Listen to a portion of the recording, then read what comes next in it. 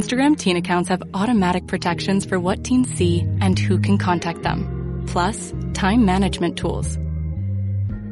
And Instagram will continue adding built-in safety features to help create age-appropriate experiences. Learn more about teen accounts and Instagram's ongoing work to protect teens online at instagram.com/teen accounts. The Roger Stone Show on the Red Apple Podcast Network.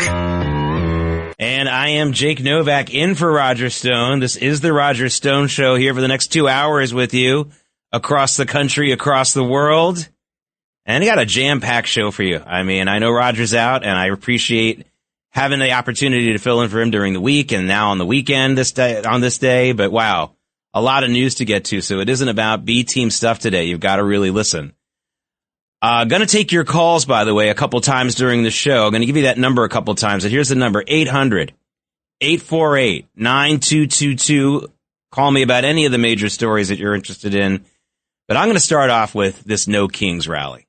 Because this No Kings rally, first of all, I want to give, I don't know, should I say props, recognition to the folks who organized it. And we know who organized it. A lot of George Soros money, a lot of money from that American billionaire who's now living in China as an avowed communist in philosophy only. He hasn't given away all of his money as far as I know. They got millions of people across the country to come out to these No Kings rallies. Absolutely impressive considering it was a little colder than usual in the Northeast. There's other things to do. We've got baseball season going, the Final Four, the Sweet 16 games this weekend, all that kind of stuff. But one of the things that was abundantly clear during these protests is that the issues were very, very murky. What were they protesting exactly? Were they protesting that Donald Trump is a king? Well, he's not a king. As has been pointed out by many people, a king wouldn't allow those kinds of nationwide protests without arrests and things like that. Were they protesting the Iran war? Well, some of them seem to be. Were they protesting the state of the economy? Some of them. It was a laundry list kind of thing. And if you go on social media right now, you will have no problem finding a plethora of right-wing, conservative, some very, very smart people of all ages posting videos and posting comments, just ripping apart these protesters. Ripping them completely apart, showing that they really didn't know what they were talking about. They were confused. Some of them were out and out anti-American. The ones who weren't confused seemed to be the ones who were in favor of terrorism, Iran, Palestinian terrorists, the whole thing. And it's entertaining, I guess, to go on social media and see that, because what they're doing is they're attacking them on the facts. They're going after them on the facts. Oh, you didn't really know what you were protesting about. Here's a sign that you have that says that your dog is smarter than Trump, but you spell it T-H-E-N. You know, it's supposed to be T-H-A-N when you're making a comparison. Smarter than Trump. I mean, all these little owns. They call it owning them. I own those liberals. I own those No Kings rioters. Yeah, I mean, you did. Yeah, on the facts. But one of the biggest mistakes you can make about politics in America, and this is also true about dating, is to believe that it's based on the facts. Politics, especially when you're not having a personality-driven presidential election year, that's what we're not in that kind of year right now. We're in a midterm election year, is very, very emotional. You're not going to convert any of these people. You're not going to make them feel ashamed by showing how wrong they are on the facts or how misinformed they are, or proving to the world that they're really only interested in terrorism and the destruction of this country. You're not going to do any of that. You're not going to succeed. And it's not just because, you can write it off as saying, well, they're brainwashed. These people are going to these rallies. It was a bunch of old baby boomers bringing their grandchildren. It's not just because of that. It's because they're there because of emotions. People who think that they vote because of a laundry list of issues or a laundry list of qualifications or lack thereof, no matter how smart or educated they are not very educated on the nature of human beings. I don't care how well educated you are, the likelihood is that you will choose who you vote for the same way that you choose whom to date or to marry. It's an emotional decision that is usually made within a couple of minutes of you being exposed to that choice. That's how humans operate. The reasons a lot of anthropologists have figured this out, it has a lot to do with how we survived in the wild in the days of the caveman days. Those cavemen and women who had a little bit of an over-emotional reaction to that saber-toothed tiger 100 yards away were the ones who survived, and so did their children, and it got imprinted in their DNA. Those cavemen said, maybe I shouldn't jump from this cliff, are the ones who lived. And sometimes those emotions were very much in line with the facts of physics or the jungle, and sometimes they weren't. Sometimes they were overly cautious about a bunch of things. They were very connected to their fears, to their hatreds, to even love. Emotions help keep people alive a lot of the time. Not always. I urge you to read a book by somebody who was all the rage 30 years ago, maybe even a little bit less than that. A guy named Gavin DeBecker wrote a book called The Gift of Fear. And he's a brilliant guy when it comes to the theories of how we can stay alive in modern situations that are dangerous. So a big part of the book was if you're walking down the street and you see somebody across the street in a hoodie, doesn't matter what the color of their skin are, and you're not so sure, and you get a little tingling in your head about it or in your heart, go ahead and run like the Dickens to the other side of the street, even further away. That will keep you alive. I just summarized that book pretty much. There was a lot of other parts of it. And people like Oprah brought him on. They love this guy. Oh, the gift of fear, emotion can save you. Our emotion is in our DNA. Now, of course, you say that in public. If you're afraid of someone who looks like they're dressed a little scary and you're nervous, run away. Don't worry about insulting them. Now, the same Oprah would probably call him a racist or a hater or someone who's judging books by their cover. 30 years ago, she was applauding the guy. Turns out Gavin DeBecker was a better book writer than an actual security chief. Who he was in charge of the security of Jeff Bezos around the time that those nude pictures of him got floated everywhere. And Gavin, that's what happens when you hire a really great book author to be your actual security chief. You can tell your security chief who has experience doing this really well to read that book, but you don't want to hire the author. Just a hot tip from me. I wrote about that extensively when that happened. But the point is, we use emotions. And these people who came to the No Kings rally weren't really locked into facts. And I'm not really saying that to denigrate them necessarily. Because you go out and protest on a cold day in America when you could be doing so many other things on your Saturday. Of course emotions are involved. Of course they are. And there's something to be said for expressing emotions in a relatively peaceful way. A couple of the No Kings rallies, I think one in Portland, some of them got a little, some parts of them got a little violent, so it wasn't completely nonviolent. But for the most part, with that many people out on the streets, it was a nonviolent event for the most part. So, there is something to be said for doing that. But no, it wasn't really based in fact. So if you go up to these people now, or if you post something online to show them that, no, Donald Trump is not a king. And as I've said many times, look, love or hate Donald Trump. Can we all agree on something? And you should say this to your liberal friends and people who hate Donald Trump. Donald Trump, and I'm not saying this because he wants to be this person. Donald Trump is the most accountable president in the history of this country. What do I mean by that? Does he want to be the most accountable president? I don't think so. I don't think anyone wants to be more accountable than anyone else. We all want to be judged and have the same accountability. But everyone watches every move he makes. Plus, he doesn't really have too many secret moves out there. He tells us what he's thinking so very often. And whatever he does do, whether it's official or unofficial, is scrutinized to the hilt in a way that no president has had to endure ever. And I don't think that's the worst thing in the world. I think it's the worst thing in the world when he's completely treated unfairly to the detriment of this country. If you're going to be rough on Donald Trump and it doesn't really hurt the country, whatever, go, have at it. That's something for you and your own conscience to deal with. But, I mean, come on, folks. Everything he does is scrutinized more than any other president in the history of this country by far. That is an objective fact. And he probably does a lot to deserve it. And I'm not even saying that on a value basis. He puts himself out there. He puts himself out there to be scrutinized. He's the opposite of a king.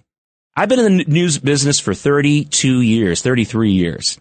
And up until Donald Trump, one of the things I heard in every newsroom I worked in was, boy, all these presidents, they have these prepared statements. They have their makeup and their suits, and everything is just so packaged. Boy, just once I'd like to hear the president tell us what he really thinks. Well, you got him. You got him in spades with Donald Trump. My goodness. And now they don't like it? Anyone who doesn't like that really wasn't a journalist, I think, in my mind. They were really just a cheerleader.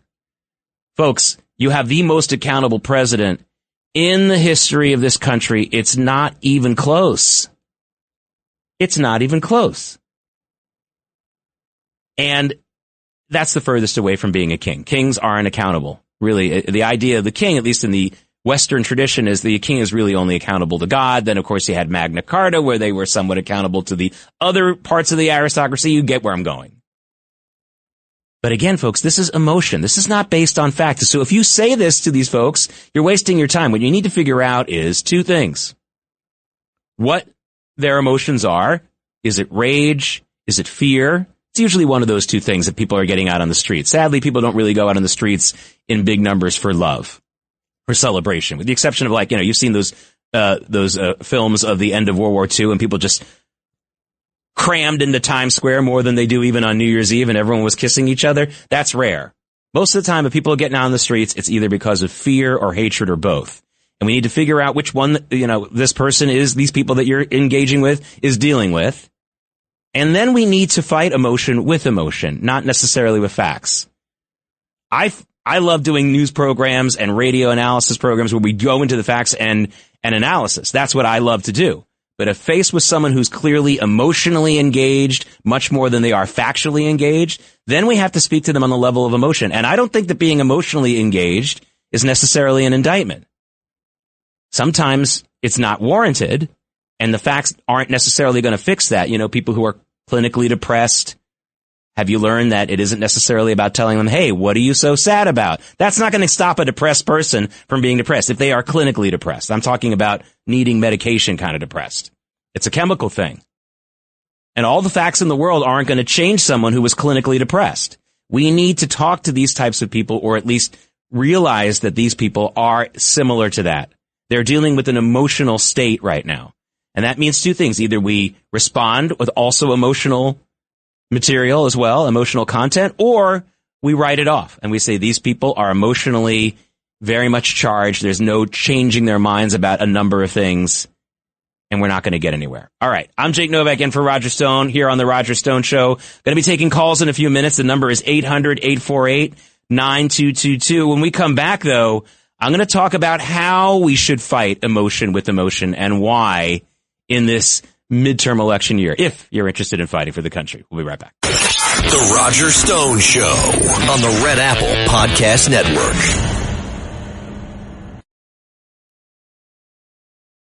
The Roger Stone Show. Entertaining and informative on the Red Apple Podcast Network. And I'm Jake Novak filling in for Roger Stone here on the Roger Stone Show on this Sunday. We are live, by the way. Live. This is live radio because the news is live. This is March 29th, Sunday. 800-848-9222, about 3 minutes below the bottom of the hour. So 9:33, that's a fancy way of saying it, right? 9:30. At 3:33, we're going to take your call, start taking your calls. Some people calling in already. Also, make sure you stay tuned to the last half hour of this program, 4:30 p.m. Eastern Time. The great James Rosen, an old friend of mine. I've worked with him at a couple of places over the years. We have a lot of friends in common, it turned out. He is the Washington-based chief correspondent for a large national TV network, but he's also an acclaimed author, and he has a brand new book, the second of three that he's writing about the great Justice Antonin Scalia, who was also a friend of my father's, by the way. Folks, it's an important book, and there's a lot of fun stuff in it. This is not a legal brief that you're going to be hearing about from James Rosen. So 4:30 p.m. Eastern Time. Make sure you stick around. That's going to be a live interview. None of this is taped today. It's Sunday afternoon. That's usually taped time for radio folks, but the news doesn't sleep. The news doesn't go on tape. These No Kings protests that I was telling you about. And I'm trying to make the point, and again, this is not necessarily to denigrate the No Kings protesters. I am stating what I believe is objective fact. You can disagree, but I don't really think you would. This is about emotion. Presenting these protesters with a bunch of facts isn't necessarily going to change things because they are responding based on emotion. That's what gets you out of your house on a chilly Saturday to march in a protest instead of going out and maybe doing your shopping, enjoying a walk, watching the baseball games or the Sweet 16 games. Let's be honest. This is emotion, probably hatred from more than just fear, but both. So how do you respond to emotion? With a bunch of facts? You go there with a little notepad and say, all right, let me tell you, President Trump's not a king. This is this bill, that bill. That's not going to work. Here's something that does work. Responding to emotion with emotion. I want you to listen to an Iranian American woman who goes to one of the protesters, gets into the face of one of the protesters, the No Kings protesters yesterday, who was supporting the Iranian regime. There were a lot of Iranian flags, not the free flags, the current flag of the Islamist regime. A lot of those Islamist regime of Iran flags were flying at these No Kings protests yesterday. And there was an Iranian American woman who got in the face of one of those people, and this is emotion being met with emotion. Listen to this, cut 7. She's right. Iranians are asking for the bombs. Oh, no, they are. I'm a journalist. I'm in contact with Iranian youth who are asking to be bombed. And you are standing here supporting a terrorist regime. What are you doing supporting a terrorist regime? Why are you supporting a terrorist regime? I understand bombing is bad. Convince me of what? Of rape? Of women not having no rights? I'm Iranian. I've been imprisoned by that regime.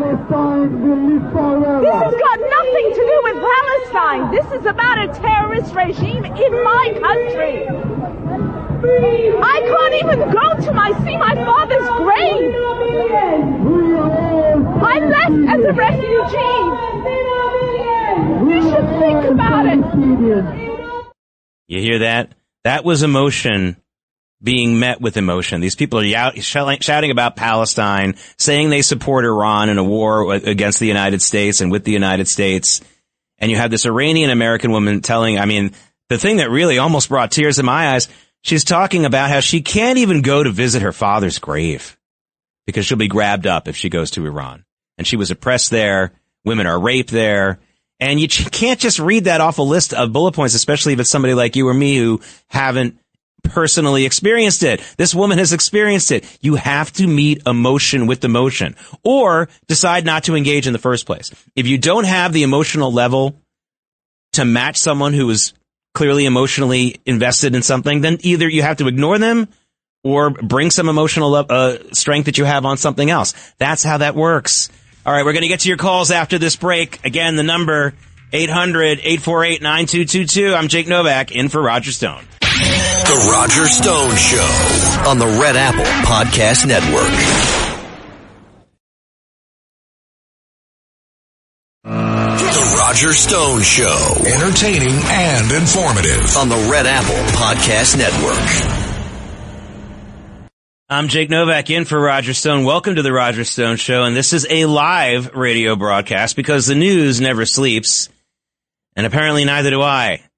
Let's get to our callers right now. Our first caller is Greg in Michigan, and speaking of Michigan, Greg, for those of you who are interested, Michigan is killing Tennessee at the half, about to punch their ticket to the Final Four. Michigan is up by 22 points at the half over Tennessee. Greg, I don't know if you're a Wolverines fan. I know you want to talk about the No Kings thing, but do you agree with my premise that these No Kings ralliers, the ones who weren't paid, that is, are really just there on emotion? There's no factual argument you can have with them. Hey, Jake, thanks for taking my call, waxing philosophical. Hey, it's Mr. Positive. I love your thinking. Chris Cuomo would be very proud of you. Here's the thing. When you talk about emotion, okay, I use the Socratic method. When you engage with somebody that is maybe emotionally, has emotionally bent towards emotion, obviously, I use the Socratic method to make them understand conceptually and logically why they feel the way they feel. So when someone, for instance, believes in God, I may or may not, I ask various questions to get any elicited responses to logically, does that make sense? Okay. And before I go on, I'm not necessarily the biggest fan, but I love that Trump visited King Elvis's home the other day, Graceland. I'm a huge Elvis fan. I'm a twin. He's the reason I want to change the world. But you are so philosophically right about emotion, and people emote. And I would ask you, have you ever read Jonathan Haidt's book about the elephant, which it designates emotion where you, sitting on top of the elephant, is logic and reason. Who ultimately wins where the direction you're going to go? That's right. Obviously, the elephant. Yeah. You know, Greg, thanks for the call. I'll tell you and everyone, you know when I knew Hillary Clinton was going to lose the 2016 presidential election? I knew it before even Donald Trump was a serious candidate. He hadn't even really announced his candidacy yet. In 2015, by 2015, it was considered to be a foregone conclusion. We hadn't really seen the Bernie Sanders thing yet. And everyone just took it as a foregone conclusion that she was going to be the Democratic nominee. And during that year, a number of people in my professional life and also my personal life came up to me and they all said the same thing. And I considered it to be very eerie and a death knell for her campaign. They all said the same thing. Hillary Clinton is the most qualified candidate. If you ever hear anyone say that about a candidate, they're going, and it's the predominant thing people say about that candidate, they are going to lose. We vote based on emotions in this country, and whether it's warranted or not, I had a similar response to the complete opposite. I had a similar certainty when I heard something else in 2008, when I heard people saying, I love Barack Obama. Spoiler alert, you can't love someone you don't really know. Okay, most politicians we don't know. But when I heard person after person saying that they loved him, even though he had almost no experience and no qualifications, I knew he was probably going to win. I knew it. And the total opposite with Hillary Clinton. And I'm not saying she was the most qualified. I debate that. But still, people believe that, or they said that, but they were saying that they didn't have their heart into it. When people say they love a candidate, and a lot of people were saying that about Donald Trump at that period, I noticed. I'll be honest, though. It took me a little longer to figure out that Donald Trump was going to win. I wrote a blockbuster editorial for CNBC. I was an executive producer there at the time, but I was also the senior editorial columnist. So I was running a show there. I was running Larry Kudlow's show, and I was also writing an editorial every single day. It was crazy. I enjoyed it, but I don't recommend it for everyone. And it took me until May of 2016 to write the big blockbuster editorial saying Donald Trump's going to win, and here's why. Now, compared to the rest of the media, that was very, very early. No one else was saying that. And no one had said that on mainstream media other than some guest who had been booked on a show. I was actually a mainstream media full-time executive producer and editorial columnist. And not only was I the first, but I would remain the only one throughout the election. But the reason why I knew that was because people were emotionally responding to the man in a way that I knew that this was going to carry him over. This is how we vote. This is how we date. As a parent, if one of my daughters ever comes to me and sits at the kitchen table with me and says, Dad, I want to marry this guy. He's the most qualified to be my husband. Not only am I not going to bless that marriage, I'm going to have her call a psychiatrist. That's not how we do things.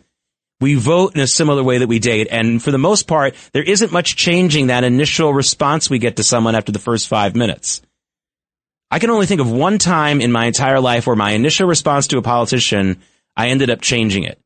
When I first heard Barack Obama speaking, I liked him. I didn't think I was going to vote for him. I was already a conservative, but I thought this guy was pretty good. And it wasn't until he gave that very famous speech explaining why he had been going to a racist church his whole life, Jeremiah Wright, and he just completely threw out a bunch of gobbledygook and threw his grandmother literally under the bus. Well, not literally under the bus, but he theoretically threw her under the bus at the time that I sour on Barack Obama. But that's really the only time I can think of. Usually that initial response, and we all think that we're so smart that our emotional response is completely in line with the facts. We all think that all the time, but it's not always true. Ina in Manhattan, I think you're agreeing with me about this, about emotions and things like that. Or maybe you don't. What do you think, Ina?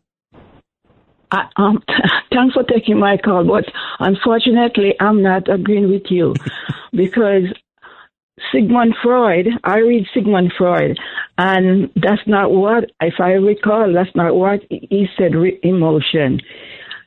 I think this is reaction, not emotion, because emotion is like that lady that have her mother disappear, and I have a lot of emotion for her because I know what it's like to lose. You don't know where your mother is. Mm-hmm. That's emotion. Right. Well, so you don't think those protesters are? I'm sorry. I just want to be clear. I'm not trying to disagree with you. I'm just trying to be clear here. Are you saying that those millions of people who went out and protested yesterday weren't mostly motivated by emotion? They are reacting to what's going on. You're agreeing. I have to tell you, I think that you're actually agreeing with me. We might have a little bit of a language difference there. I think she actually agreed with me. They're reacting. Reacting means emotion. It's not like, well, the logical way to react to something. Yes, you can protest, but not when you're not really sure what you're protesting about. And you're using a term like no kings. For the most accountable, love him or hate him. I mean, you can hate Donald Trump, and you should be able to agree with the following statement. He is the most accountable president in history. He's been impeached twice. Everything he does is completely scrutinized with a fine-toothed comb. These are objective facts. He tells you what he's thinking like all the time. He could be much more guarded and keep things much closer to the vest and be less accountable by the result of that. He doesn't do that. And I don't think it's always so great that he does that he, lets us know so often what he's thinking and what he's doing. I'm not saying everything about Trump is great. I'm not a part of the Trump cult of personality. What I support or don't support about Donald Trump is very much a part about his policies. But I'm also admitting to everyone here that emotionally there's something there going on as well as for me too. And I'm very highly educated, and I've got a long line of people who are highly educated who are my ancestors, including, it doesn't matter. When he first started giving speeches, and he sounded like some of the 70-year-old men, I know he's in his 80s now, who I grew up with, a lot of elderly people in my life, unlike a lot of kids today. He sounded a lot like them, and he made me laugh. Now, I'm not saying that's why I ended up voting for him, but I am not going to pretend that I didn't have some kind of emotional spark there. It doesn't mean I love the guy. I don't know him. I have good news for everyone who hates Donald Trump personally. You'll probably never meet him. Boy, if all the people who really got me angry in my life, who really hurt me, if I had never actually met them, I would take that deal in a second. That's absolutely true. All right, let's go to Eduardo in Tampa, because Eduardo wants to talk about getting this war over and what we should focus on. What do you think, Eduardo? Yeah, good afternoon, Jay. Yeah, I agree with you. This is all about emotion. Listening to some of the, because I'm originally from Chicago, I was listening to some of the other side's call-ins, and they weren't even talking about affordability, yeah, which is according to the media, supposed to be the biggest issue on as far as to why even those elections over here in Florida were lost, even though Palm Beach there's 8 counties in Palm Beach that are Democratic, and I believe that's one of them. So this is special elections. It's not like a high turnout thing. So we got 7 months to go till we get to November. It's a lot of time. If this thing wraps up, maybe sometime in April, I mean, what is the media going to say now? Are they still going to be talking about the Iran war, or are they going to be talking about why the gas is still high, or some other thing? Yeah. They're not going to make up their mind. Yeah. The thing about the midterm elections is, we don't have parliamentary elections in this country. In so many other countries, they vote for a party. They don't vote for a guy or a gal. You vote for a party. We don't have that in this country. And I like that. And that was the way the founders wanted it. The founding fathers wanted us to have personal accountability along with a republic where there was some kind of infrastructure there to make sure there wasn't just individuals who would have all the power. Basically, they wanted to have somebody who was like a king, but with accountability. So not a king, but in other ways like a king. Remember, we don't have in this country someone who's like the ceremonial head of state. In Canada, they have something called the Governor General, I think. And in England, there is literally a king. They don't have any political power, but they cut the ribbons. They welcome the foreign dignitaries. They do. We don't have that in this country. The president does both. The president is both the head of state and the head of the government and makes policy. That's not something that a lot of other countries have. Some do, but but a lot don't. We don't. But the midterm elections are the closest thing we have in America to a parliamentary election. At the end of the day, at each district and state level, you are going to be voting for personalities and not a party. But the national picture, it does end up, usually there is a wave of some kind. It's very rare that you get a total split decision. We kind of had a split decision in 2018, but because the Democrats won the House and the Republicans increased their majority in the Senate, it ended up feeling like a big Democrat win because the House is where you start the impeachment processes.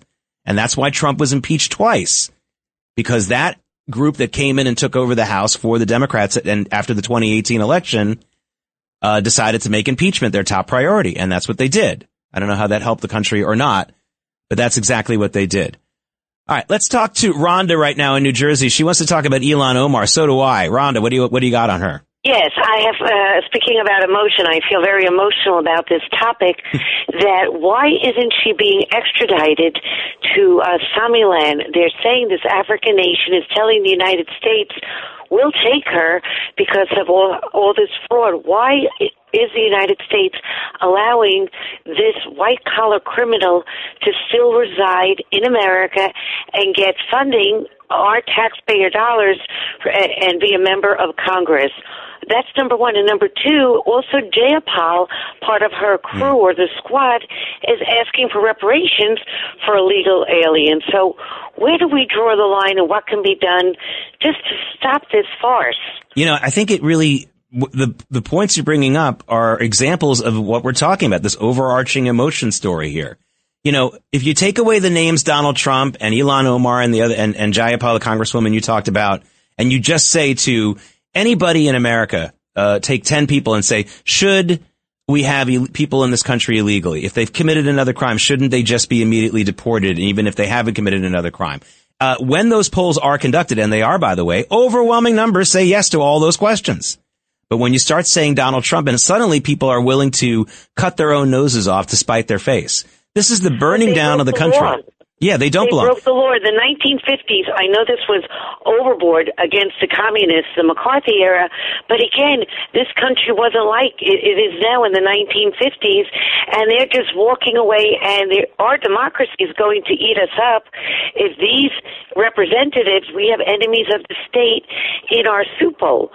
So there's something must be done to take them out in order to preserve the United States of America. Well, Rhonda, it's going to take emotion to fight back against emotion, because everything that you're saying is logical. You can't have 10, 20, 30 million illegal aliens in this country suddenly crossing the border like we've had over these last several years until President Trump got back in office. None of this makes any sense, but it doesn't matter. It's not about sense and facts with these people. They just hate Donald Trump. They hate the people who voted for them. They've hated people like that even before Donald Trump came on the political scene. It's hatred that's motivating them, and hatred, this is something I say all the time, hatred makes you stupid. It makes you ignore facts. And you see it over and over again. No decent American wants illegal aliens at the clip that they're coming into this country. They don't want that. But they hate Donald Trump so much, and they hate his voters so much, that they are willing to do more than just overturn and flip over the chessboard. They are setting it on fire. All right, I'm Jake Novak filling in for Roger Stone in the Roger Stone Zone. I'm going to get you updated on some of the things going on in the Iran war when we come back. The Roger Stone Show on the Red Apple Podcast Network. The Roger Stone Show on the Red Apple Podcast Network. And I'm Jake Novak in for Roger Stone here on the Roger Stone Show. Going to be taking more of your calls in the next hour, so please hang on the line if you're on hold with us right now. I want to get you updated on a couple of things. Before I do that, though, I want to remind you, actually a little bit earlier, we're going to try to get him in a little bit earlier. James Rosen, the great author. He's also a chief Washington correspondent for a very large news channel out there. Brilliant man. I've worked with him twice in my career, or at least we were working in the same building. We never actually worked on the same shows together. James Rosen's going to be joining us around 4:20. I'm going to try to get him in now, maybe 4:25, to talk about his new book, the second of 3 that he's writing about the great Supreme Court Justice Antonin Scalia. And this book will be about his years on the Supreme Court. Remember, of course, people have lives before they become Supreme Court justices, and James handled that part of his life. He was a New Yorker, by the way, before he moved out to California, Antonin Scalia, and he handled that in the first book. Now he has a second book out. So don't forget to miss that. You really don't want to miss it. You've got to make sure. Don't forget that. Do not miss it is what I'm trying to say. The Iran war. Early this morning on my New York-based program, I talked about reports, still credible in my opinion, that very much the top leaders of the Iranian leadership had been killed in Israeli strikes, including the head of the IRGC, the Iranian parliament speaker. None of that is confirmed yet, so I want to make it clear that it has not been confirmed yet. We're going to see how everything comes out when literally the dust settles and the smoke clears. We're waiting for all of that, but keep your eyes open for that possibility that we could have what's left of the Iranian regime, which took over after the first 2 days of the war, also eliminated now. That's a rising possibility, or at least better than it was at this time yesterday. Also, an interesting point here. I'm talking about emotion in this program, and one of the things that has helped the career of sports commentator, but increasingly now a political commentator, Stephen A. Smith. One of the things that helps him is the man doesn't say anything without emotion. Nothing. It's what's winning for him. He's having a successful career, whether you love him or hate him. Here he is on the Bill Maher show, Real Time with Bill Maher, Friday night, taking Democrats who for years told us that Iran was a threat, taking them to task. Listen to this. You got a lot of damn nerves to be in the face of American people saying for numerous administrations, Iran is a problem. They have to be dealt with. Iran's a problem. They have to be dealt with. And then this man deals with them, and then all of a sudden you're complaining about him now. Right. It doesn't really make sense. It's a lack of success. Would you take AFAC money? Yeah, so that's Stephen A. Smith. Listen, everything he says, I mean, he'll talk about somebody not getting offensive rebounds with the same anger in his voice. You got some damn nerve not getting, I mean, you know what he's going to do, but you know what? This works for him, and he seems genuine. For all I know, he's incredibly laid back. I know he's friends with our big anchor at the New York-based flagship station for the Red Apple Network, Sid Rosenberg. For all I know, he's more laid back, but that emotional stuff is what's winning for him. He's connecting with people. I used to say when I started in national news, I did 6 years in local news as a producer in local news before I started working in national news. And I worked in prime time. I worked on weekends. And one of the things that really became clear to me, and I used to say to the teams that I was overseeing, is if someone on a weeknight in America today, with all the other things that they could be doing, all the other entertainment they could be pursuing, all the family life and dating they could be doing, if they're making an appointment to watch a news program, they're probably really upset. They're probably emotional about something. They're not watching us in a passive way. I know CNN has a lot of passive viewers because there's a lot of institutions that put CNN on their public TVs, like airports, and it's like Nurse Ratched in One Flew Over the Cuckoo's Nest. You have to call someone at a central office to change the channel. But for the most part, people aren't like that. We have our choices with our remote control and with our phones now and with the tablets and everything else like that. If you're watching a news program, listening to this program, you're probably upset about something, and there's nothing to be ashamed of if that's the reason why you're listening. But if you don't realize that as someone who is an on-air professional or their producers, then I don't know how you're going to connect with an audience. It doesn't mean you have to be a raving lunatic. You just have to make sure that you are tapping into that emotion, hopefully in a productive way. I don't know if Stephen A. Smith does that all the time, but I don't think there's anything he does that doesn't have emotion in it when he presents something. And there he did it again. 100% agree with what he had to say there. Some of you probably did as well. But it was emotion. All right, we're going to kick off the second hour here live. This is live radio, the Roger Stone Show on this Sunday. I'm Jake Novak filling in. We got a lot more to talk about, including taking more of your calls. And James Rosen at about 4:20, 4:25. You don't want to miss him. The Roger Stone Show on the Red Apple Podcast Network.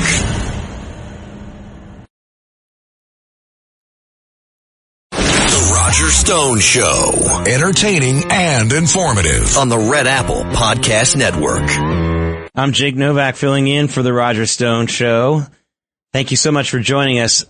You got to stick with us about 20 minutes from now, maybe a little less, 16, 15 minutes. The great James Rosen, a Washington-based reporter, expert on the State Department and other beats in Washington, D.C., including the Supreme Court. He's going to talk to us about his brand new book, the second in three, a series of three that he's writing about the great Justice Antonin Scalia, the late Antonin Scalia. And this book covers his years on the Supreme Court, at least his first 15 years on the Supreme Court, 1986 to 2001. So please stay tuned for that. Hey, everybody. This is a live news program, a live radio discussion show, live. It's Sunday. Almost everyone else is on tape. Many of you may be tuning in right now because you're Tennessee fans, just proving that we're live right now. Maybe you're a Tennessee basketball fan, and now that your team is losing by 26 points in the Elite Eight game against Michigan, you've decided to tune in. Thank you so much for that. We've been talking about emotion in this program and how that really is the lifeblood of politics, not facts, not policy. I wish it were. I wish they were. I wish it was about facts and policy and less about emotion, but that's the way it goes. And if you don't recognize that, you don't understand humans, let alone the American political scene. And there's a lot of emotion surrounding what continues to be a very big domestic story, at least in the way that we're covering it. And that's the situation at our airports. Still long lines at a number of our airports. Yes, and this is great news.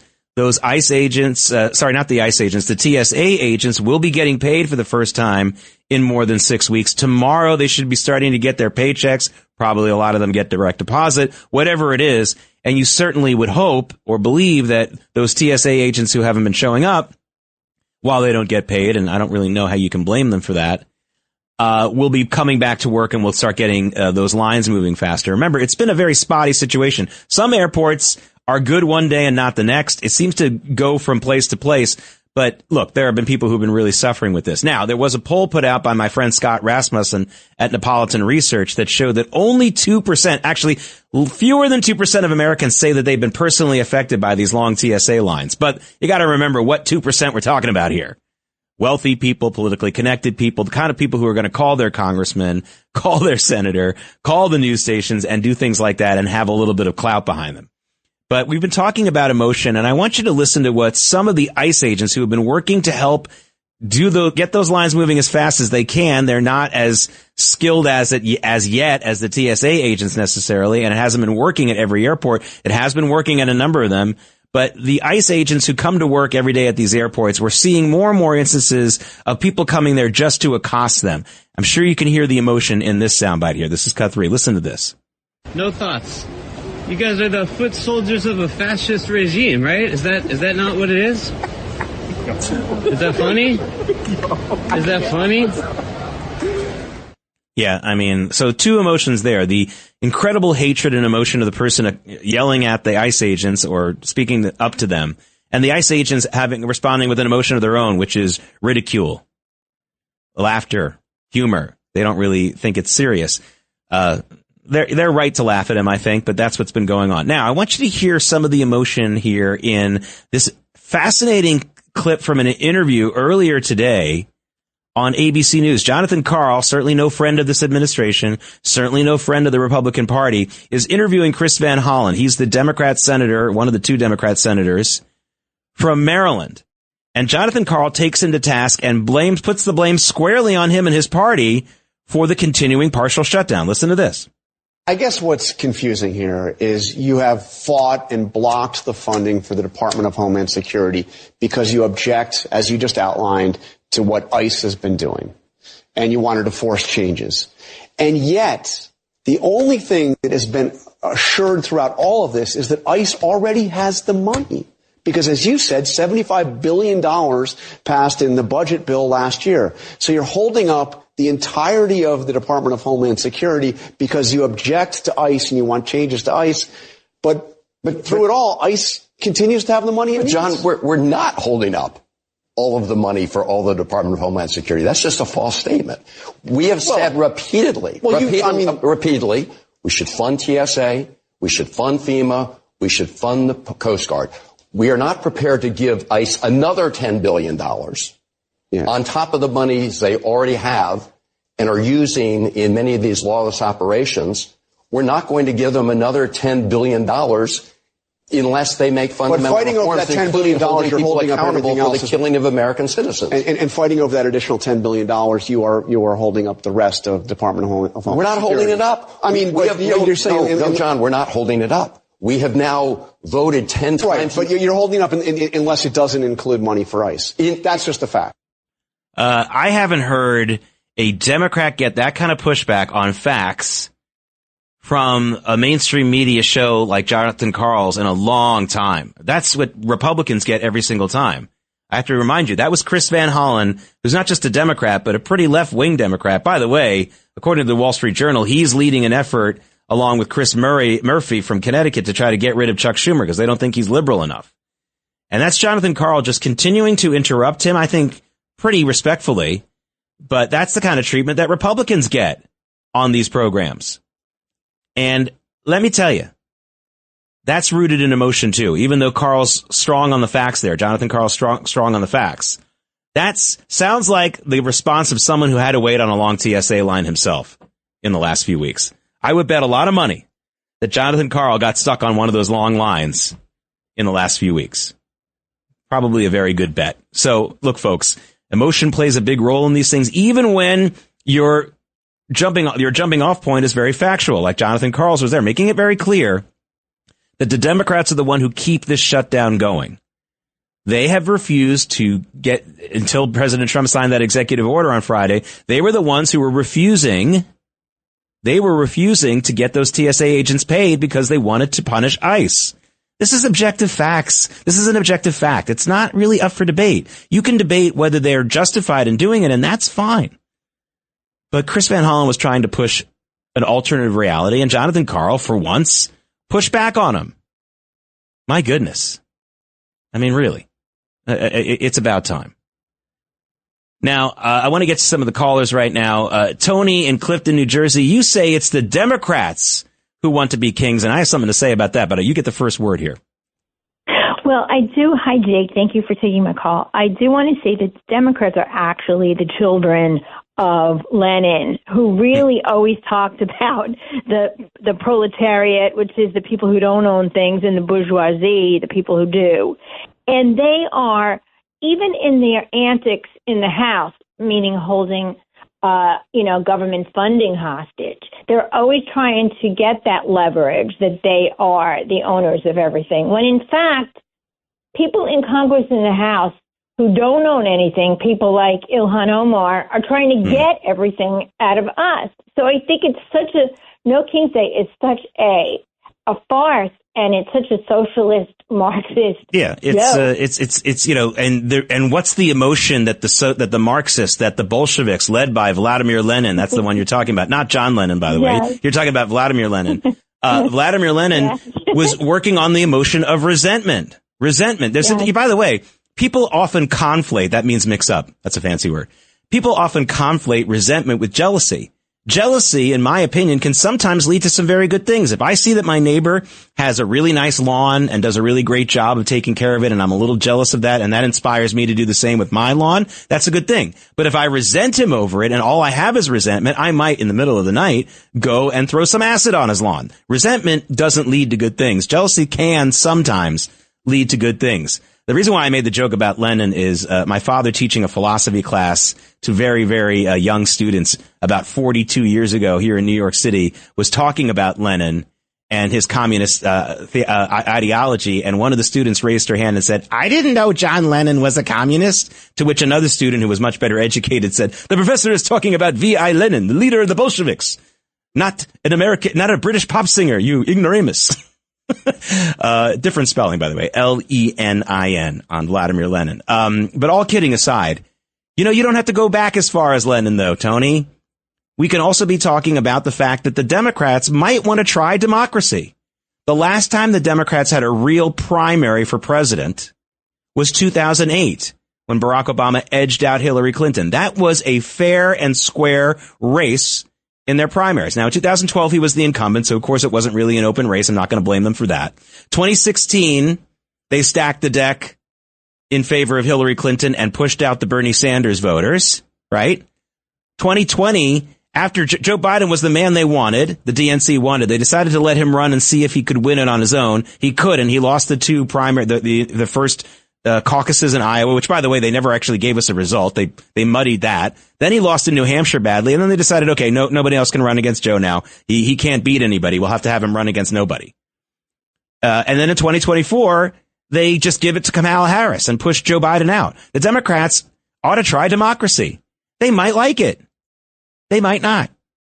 All right, when we come back, I'm Jake Novak filling in for Roger Stone on the Roger Stone Zone. When we come back, we're going to be joined by the great author and a friend. His name is James Rosen. You've seen him on TV. You should start reading his books if you haven't. You're going to hear from him about his new book when we come back. The Roger Stone Show on the Red Apple Podcast Network.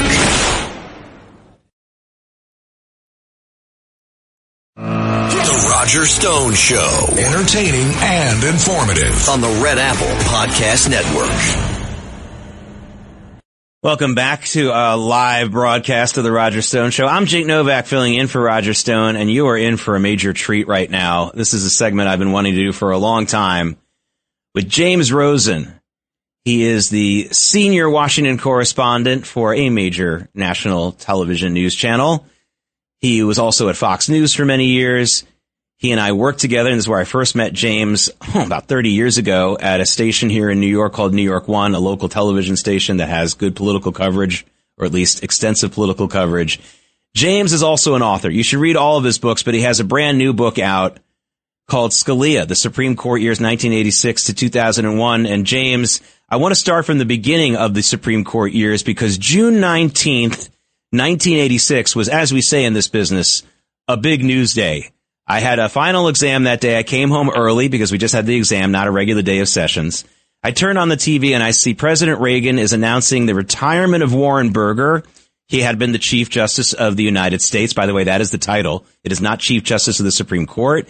And he was announcing that first, William Rehnquist would be President Reagan's choice to become the new Chief Justice, and that somebody named Antonin Scalia would replace Rehnquist as an Associate Justice. And a few hours later, we learned that Len Bias had died of a cocaine overdose at the University of Maryland. That was a very big day in news, James, but that's the kickoff point, at least for the years of your second book about Antonin Scalia, correct?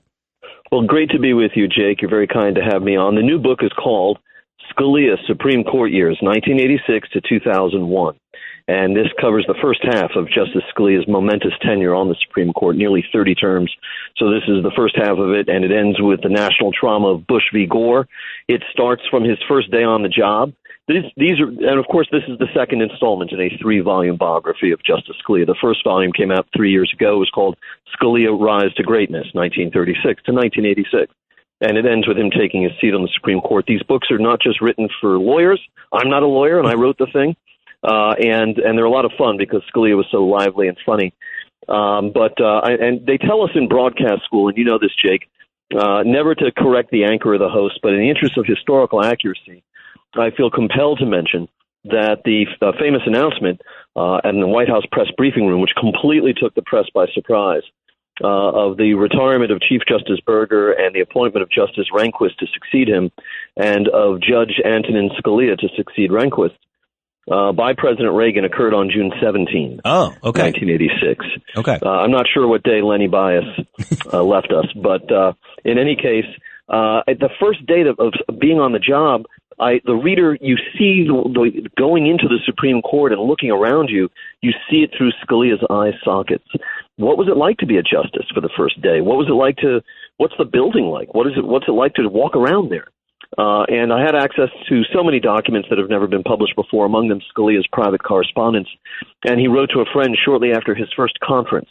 That's where the Chief Justice and the other 8 justices gather by themselves, only the justices, 9 of them, in the conference room, this ornate room with law books and the dark paneling at the Supreme Court. And the purpose of the conference is to go over the cases where they've heard oral arguments a couple of days earlier and go down the line in order of seniority. The chief goes first, but then in order of seniority, meaning who's been there the longest. They go one at a time and they say how they're going to vote on the cases. And Justice Scalia, of course, was the junior justice. It was his first day on his first conference. And so he was last to speak, 9th. And in this private letter to a friend, he said that when it was finally his turn to open his mouth and address the other justices, he felt like a character in a Woody Allen movie, quote unquote. So again, it's not just for lawyers, and you will read not only how Antonin Scalia changed American law forever and how that it affects every single one of us still today, but you'll also see the man. You'll see the devout Catholic. The first volume traced the formation of Scalia's Catholic faith as a valedictorian at Jesuit schools. This book shows you his efforts, the strenuous efforts he maintained to separate the tenets of his Catholic faith from his jurisprudence as a justice on the United States Supreme Court, because he understood that just as latter-day justices and judges today should not be grafting their own policy preferences onto existing texts like the Constitution or some law passed 10 minutes ago or 10 years ago, he didn't think it was proper either for a Catholic justice to superimpose his faith onto the jurisprudence. The way he would put it, Jake, is he'd say there's no such thing as a Catholic hamburger. The closest we could come would be a hamburger that is made perfectly.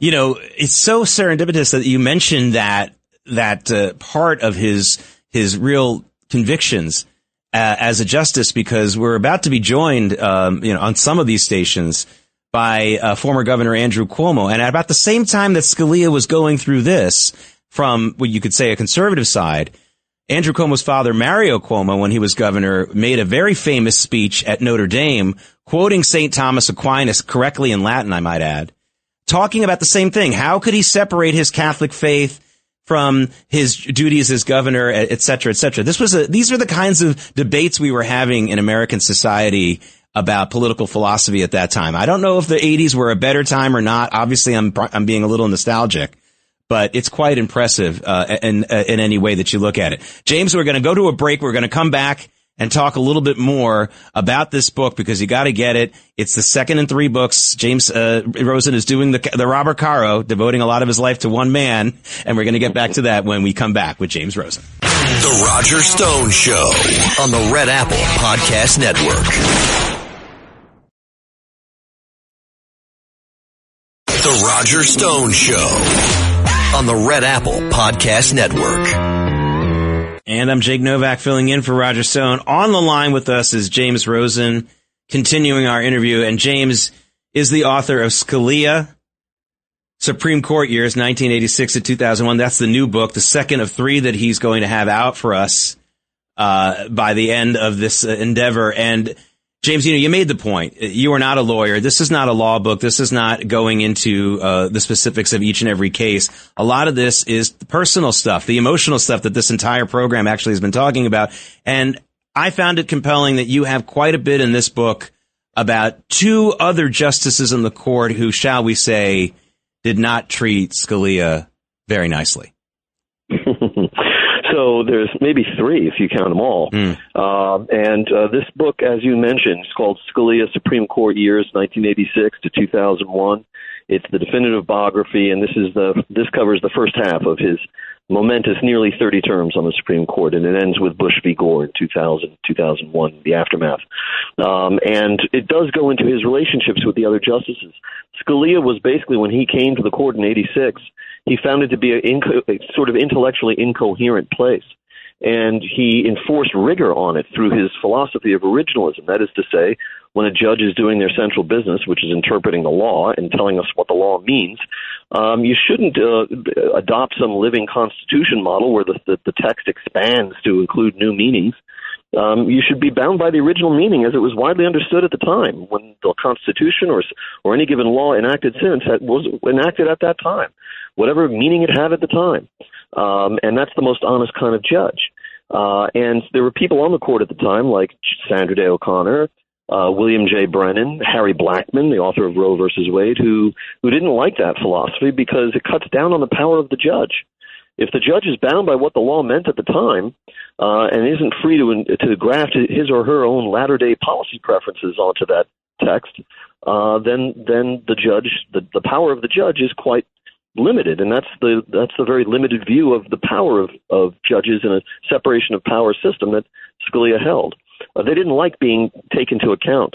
In fact, in one opinion, Scalia wrote that Sandra Day O'Connor's writings, particularly on the subject of abortion, quote, cannot be taken seriously. And that led to a long breach between them. Justice Brennan was really Scalia's idol, even though Brennan was the essence of the living constitutionalist liberal judge. But I found papers in Brennan's files at the Library of Congress that had never been published before, and conducted interviews as well that showed that Scalia's admiration for Justice Brennan was not returned. And it's doubtful that Scalia, when he went to his grave, had any idea just how dim and dour a view of Scalia Justice Brennan took. And then there's Harry Blackmun, whom we mentioned earlier, the author of Roe versus Wade. Scalia had criticized it as a professor on television in the 70s, called it the embodiment of the imperial judiciary.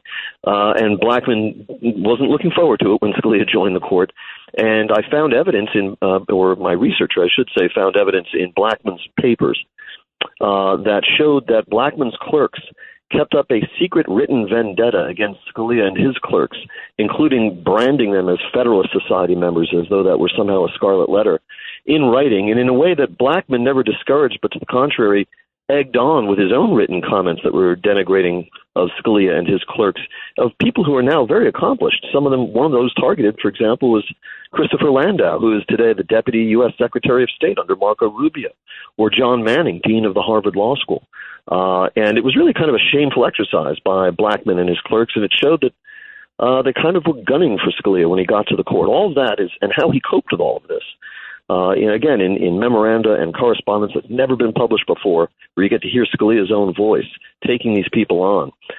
It's really riveting, and as I say, it's not just for lawyers. We're speaking with James Rosen, chief Washington correspondent, I should say, for a large national news channel. He's also an author. He's written many books, but right now we're talking about his latest, Scalia, the Supreme Court years 1986 to 2001, available on all those platforms where you can buy books and hear them or see them on a computer. You know how that goes. James, I think it's fair to say that before Scalia came on the court, we really didn't have an icon of the judiciary for conservatives.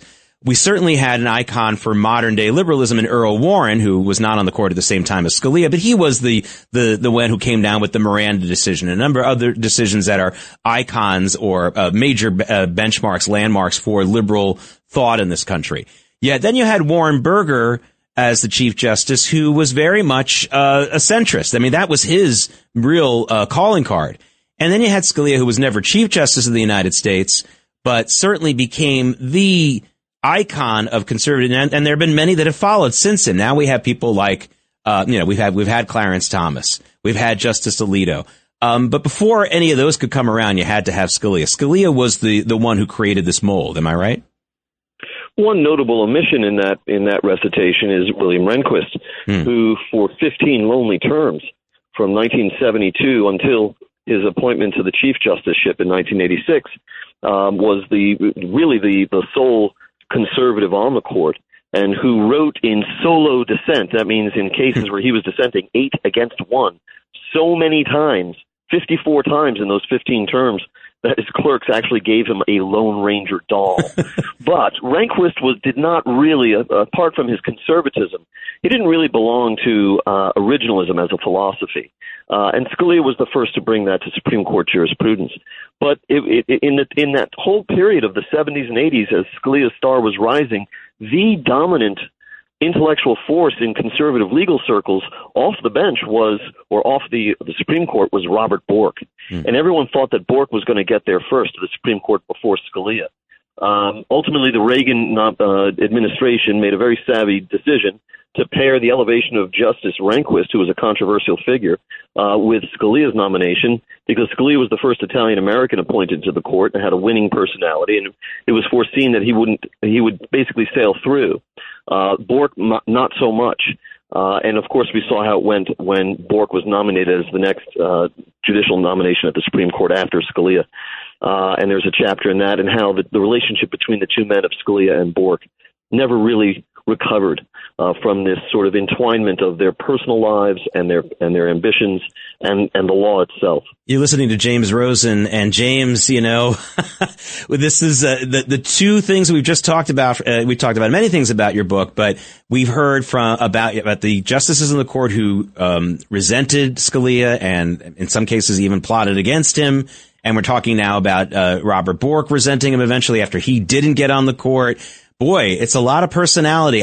Listen, you've been a DC-based journalist for a long time, more than 20 years, James. And but I do think you're still able to be out of that bubble long enough to answer honestly to this question. I mean, is there a more arrogant, thin-skinned world than the D.C. area where people think they're so very important? Now, Supreme Court justices are actually very important. But in the years that I lived in D.C., I mean, some of the lowest level government bureaucrats and the way that they carried themselves, I could only imagine the way their superiors were. I mean, to me, as compelling as this is, and everyone should read it because it is compelling and interesting, it's also sad that these people of such high education and achievement are still so petty and arrogant. And there's the one thing an arrogant man, James, that an arrogant man hates more than anything else is another arrogant man. Honestly, that's really where it goes. And it just seems like there's a lot of that going on. This brings to mind Wayne LaPierre's famous maxim that the only person who can stop a bad guy with a gun is a good guy with a gun. Yeah. And maybe it's that way in the chambers of the Supreme Court as well. They often say publicly, we always get along, there's never any bitterness. But if you read the private correspondence and you do the interviews and you can tell the true story of what happens, yeah, there is bitterness from time to time. And sometimes that bitterness can last decades between a pair of justices. And sometimes they bury the hatchet. And that's going to be part of Volume 3 when that comes out. But these are very human figures. It also brings to mind what Henry Kissinger said right. as to about academia. He said the reason that the fights are so large is precisely because the stakes are so small. That's not true on the Supreme Court. The stakes are the lives of every single American because, again, Antonin Scalia's legacy on the Supreme Court affects every one of us today. If you do a 360 or maybe just a 180 if you're driving, you look around and everything you see and touch, Antonin Scalia played a very significant role in how we govern ourselves with respect to that activity. And if you want to understand modern America and how we got here, check out these books. Okay. James, we have just a couple of minutes left. I'd like to get your, again, we're talking to James Rosen, author of the book. Let's again get that name out there. Scalia, the Supreme Court Years, 1986 to 2001, the second of 3 volumes that James is writing about the great Supreme Court Justice Antonin Scalia. James, just quickly, what's your, obviously the Supreme Court exists today. We have a lot of these divisions as well now. How does all of your work that you've done on Antonin Scalia, affect your way that you look at the court now and the makeup of the court now? What are some of the things that really stand out now that you know so much about what went on during his tenure?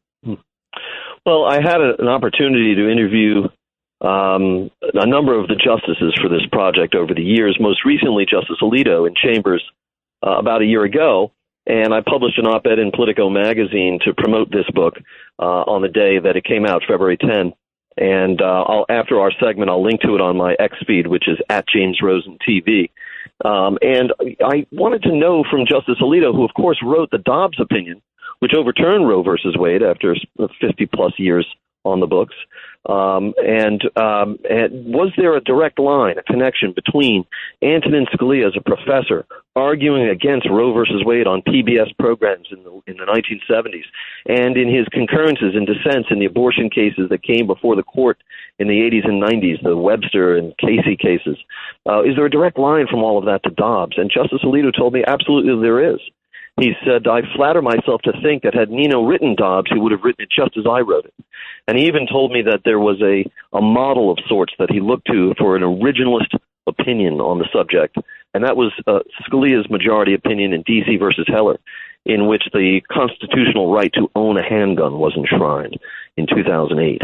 And he said that was the Heller opinion was kind of a model for Dobbs, excuse me. So, yes, it informs our view of how the court is operating and functioning today, because the legacy of Antonin Scalia is so prominently still with it.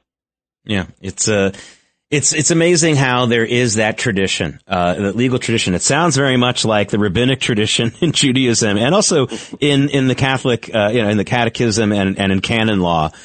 You can't just say, "I've got this new idea." You need to cite your sources. One of the things my father drilled into my head is if I was going to say anything about religion and make a speech or write, I had to cite sources. And that's, of course, the way things work in the law, at least when they're working correctly. This is something, by the way, James, that Ketanji Brown Jackson has been criticized for, not making these kinds of citations, kind of going off on her own logic. And you can see how she's been denigrated so much from that. But James Rosen, the name of the book is Scalia, 1986 to 2001, the Supreme Court Years. I got the order of that wrong. The Supreme Court Years, 1986 to 2001. You can get it on. Tell us how people can get the book before we say goodbye. Amazon, Barnes & Noble. You can go to the Skyhorse or Regnery websites, anywhere fine books are sold. Okay, fantastic. James Rosen, a fantastic journalist and fantastic author, does both of those things. Thank you so much for joining us. Have a great rest of your Sunday. Thank you, my friend. You too. All right. I'm Jake Novak filling in on the Roger Stone Show. We're going to be right back with more. It is a live radio broadcast, folks. We're not taking a rest on Sunday. The Roger Stone Show on the Red Apple Podcast Network. The Roger Stone Show. Entertaining and informative on the Red Apple Podcast Network. And I'm Jake Novak filling in for Roger Stone here on the Roger Stone Show. And I think most people in America are still kind of scratching their heads over this most recent New York mayoral election. How did this go down? How did a 34-year-old with really no serious experience with serious socialism and basically communist avowed tendencies, wasn't hiding it, how did he get elected the mayor of the greatest city in the world? And we may have found out some of the answers to those questions last night. Joining us right now on the phone is Melissa DeRosa. She is a former official in the Andrew Cuomo administration when he was governor of New York. And Melissa, we've got basically we kind of had an aha moment in New York in the last 12 to 16 hours, didn't we? Yeah, I mean, good to talk with you, Jake. Last night, Curtis's appearance, palling around with Zohran Mamdani, I think had a lot of people continuing to say it's clear that something was going on between the two of them during the mayoral campaign, and that despite the fact that Curtis Sliwa ran on the Republican line with the blessing of, the Republican chairman and the county chairs, he was really throwing the election. He was only in the race in order to throw the election to Zohran Mamdani. And I think seeing the two of them pal around again last night felt like confirmation of that. So I want to give a little more details. We're talking to Melissa DeRosa. She is a former member of the Cuomo administration, the gubernatorial administration of Andrew Cuomo. She's talking about an event last night that took place. It's called the Inner Circle Dinner. The best way to describe it, it's basically like the White House Correspondents' Dinner, but for the New York press, centering around the mayor. I'd say it's a real poor man's White House Correspondents' That's Dinner. true. We don't get any. The big celebrities don't come. It's just the journalists. A lot of local news people, and I used to be a local news guy, so I'm not denigrating that necessarily. But it is the hallmark of that evening are a bunch of comedy skits, and then the mayor gets to have a so-called rebuttal. And in this case, Mayor Mamdani had a number of pre-produced, and there was some live stuff on stage as well. I was there, including some taped sketches. And one of them, Curtis Sliwa, who was supposedly his opponent in the mayor's election, he was the Republican opponent. Of course, Andrew Cuomo ran as an independent, showed up in one of these pre-taped sketches. And I'll tell you something a little extra that maybe people hadn't noticed, but this was a real tip-off for me. It wasn't so much that he did a sketch. It was what he said in the sketch, because in this sketch, Sliwa looked to the camera and said, well, it has been my goal in life to kill off political dynasties in New York, of course, referring clearly to the Cuomo family. Mario Cuomo was a governor, his son Andrew a governor as well. So it seems to me like this was if people wondering what was his motivation, I guess he just really doesn't like the Cuomo family. And that was why he stayed in the race and colluded apparently with Zohran Mamdani. I mean, that was the tip off for me, Melissa. No, absolutely. And I mean, look, we saw it during the campaign, right? Curtis Sliwa, who, by the way, only ended up getting just over 7% of the vote, running on the Republican line, which is maybe the most pathetic showing for a citywide candidate in the history of the Republican Party. But just to give your listeners a sense of what went down, during the campaign, there was sort of this all-hands-on-deck effort from moderates on the left and the right. You had people like Rodney Spachat, and you had David Patterson, Democrats on the left, and then you also had Mike Bloomberg, moderate, pro-business, former mayor himself, and then you had people like Ina Vernikov and other high-profile Republicans who were backing Andrew Cuomo because they believed that Zohran Mamdani was and is an existential threat to the people of New York City. He is a socialist. He is someone who doesn't believe in the rule of law, and he has stood alongside a lot of people who support Hamas and are highly anti-Semitic and has held very questionable views. And so people came across the city from all corners in order to join against Governor Cuomo to defeat Zohran Mamdani. And because Governor Cuomo obviously had the experience and had a whole slew of accomplishments that people were proud to stand behind. And nobody could quite understand what was going on with Curtis Sliwa, why Curtis Sliwa, after Eric Adams dropped out of the race, was intent on staying in the race. And a lot of legitimate questions were raised that still haven't been answered. Was his wife on the payroll? Were his buddies lining their pockets with the campaign cash? Was there some backroom deal between he and Zohran? And on the debate stage, when he should have been using his time, if he was a legitimate Republican, to be attacking the socialist who stands with anti-Semites on the debate stage, instead he was aligned with Zohran Mamdani, linked arms in attacking Andrew Cuomo. And so, look, when you look at the numbers, Zohran got just over 50%. Governor Cuomo got 41.5%. If he had gotten Curtis's share of the vote, which all of those people would have voted for him had Curtis dropped out, and you didn't have a situation where Curtis was spending all of his time attacking the former governor, I believe Andrew Cuomo would have been mayor of New York City. Melissa DeRosa. And so last night, there were a lot of just very angry people to see what they saw. Melissa DeRosa, a former official in the gubernatorial administration of Andrew Cuomo when he was governor of New York. And what I think the moral of this story is that election integrity and election fraud and election manipulation isn't just about illegal aliens voting, isn't just about questions about paper ballots. There are also ways to manipulate elections in other ways. This story with Curtis Sliwa now apparently having colluded with Mamdani the whole time reminds me very much of the old man, Joseph P. Kennedy, for those of you who know your history, when his son, John F. Kennedy, was running for his first election in 1946. It was a Democrat primary against a very popular Italian candidate.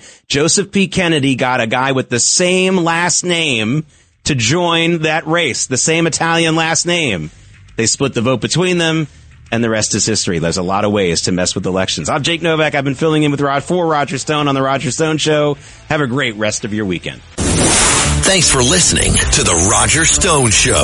You can hear The Roger Stone Show Sunday afternoons at 3. If you like the podcast, share it with your friends and listen anytime at WABCRadio.com and download the WABC Radio app. Hit that subscribe button on all major podcast platforms. Plus, follow WABC on social on Instagram, TikTok, Facebook, and X. See you next time for a new episode so you never have to wonder. What the heck is going on here?